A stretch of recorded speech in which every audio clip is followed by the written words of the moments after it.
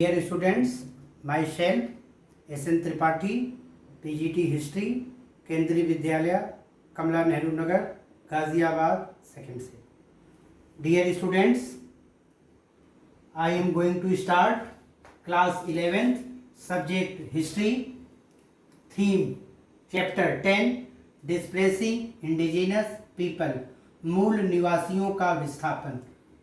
आज का जो हमारा टॉपिक है Australia, discovery, economic growth, changes in government policy towards immigrants.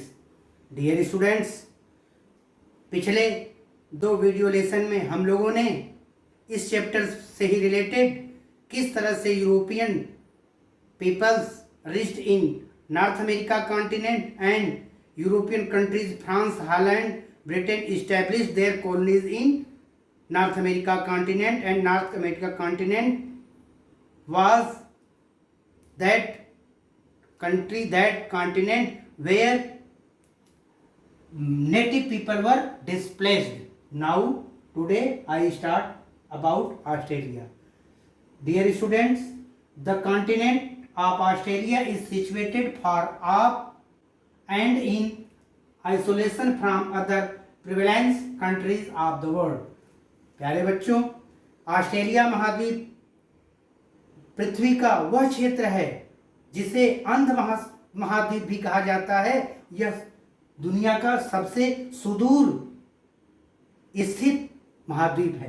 Dear student, यूरोपीय देशों को तब तक ऑस्ट्रेलिया महाद्वीप का ज्ञान नहीं हुआ था. 18वीं शताब्दी तक ऑस्ट्रेलिया महाद्वीप का ज्ञान नहीं हुआ था. When the England, Britain known about Australia continent in year 1770, when Captain James Cook reached Australia in 1770.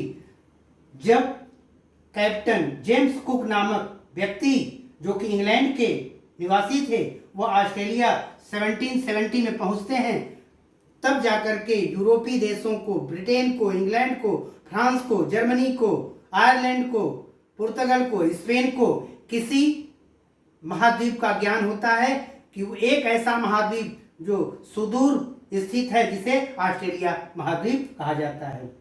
Dear students, till 18th century 750 native tribals communities were lived in Australia continent.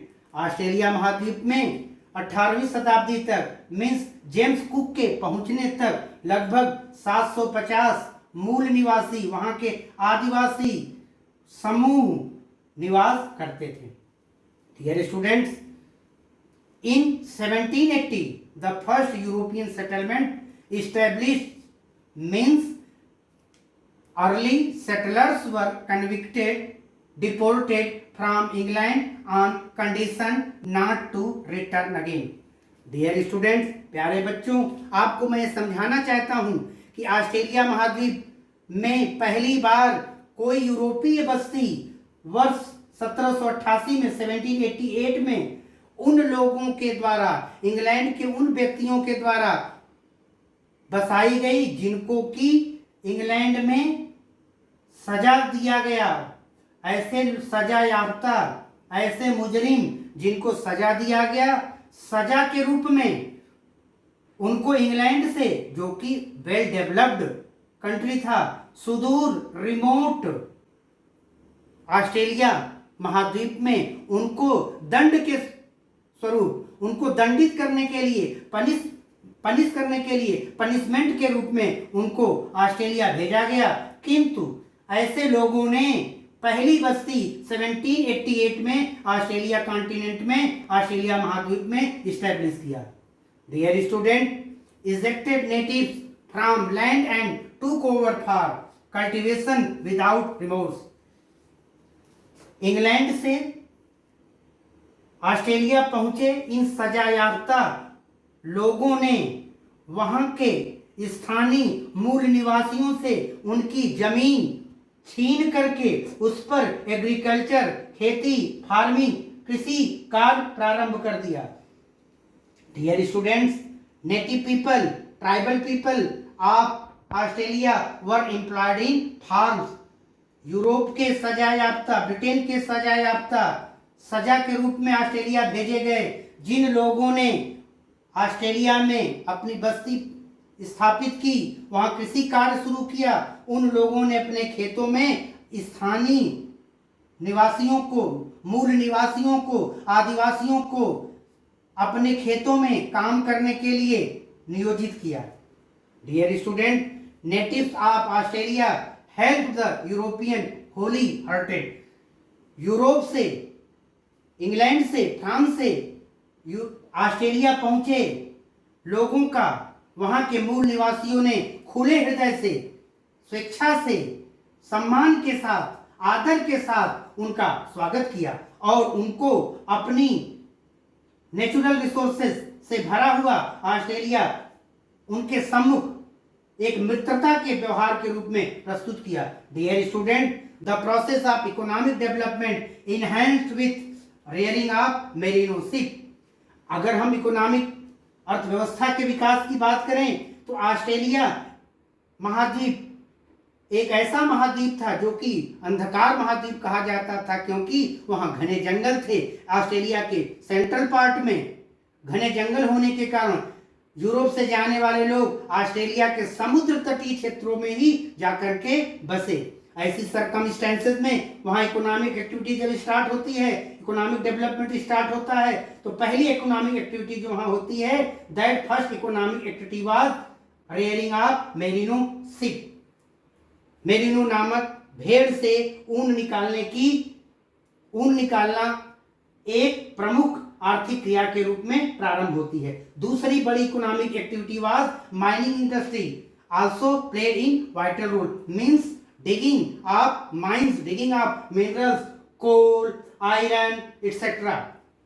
Dear student, the great Australian silence, the silence of historian about the aborigines, प्राचीन आदिवासियों के विषय में वहां इतिहासकारों ने कुछ नहीं लिखा, साइलेंस रहते हैं। इस पॉलिसी को द ग्रेट ऑस्ट्रेलियन साइलेंस कहा जाता है। बच्चों, changes in economic policy towards immigrants के विषय में जब हम बात करते हैं तो पाते हैं white Australia policy ends in 1974 which was the based on discrimination, which was based on the apartheid, then Asian immigrants allowed and multiculturalism adopted by Australian government. Dear student, government started to establish a new capital named Canberra. Canberra became capital in year 1911. In year 1982, the USA government recognized the rights of natives. इस प्रकार से 1982 में, वर्ष 1982 में संयुक्त राज्य America ने Australia के मूल निवासियों के अधिकारों को, वहां के लोगों के अधिकारों को स्वीकार किया और अंततः ऑस्ट्रेलिया वर्तमान समय में ऑस्ट्रेलिया की कुल आबादी में, टोटल पॉपुलेशन में 2.35% आर नेटिव पीपल। इस तरह से वर्तमान ऑस्ट्रेलिया में मल्टीकल्चरलिज्म की व्यवस्था है। ओके, धन्यवाद।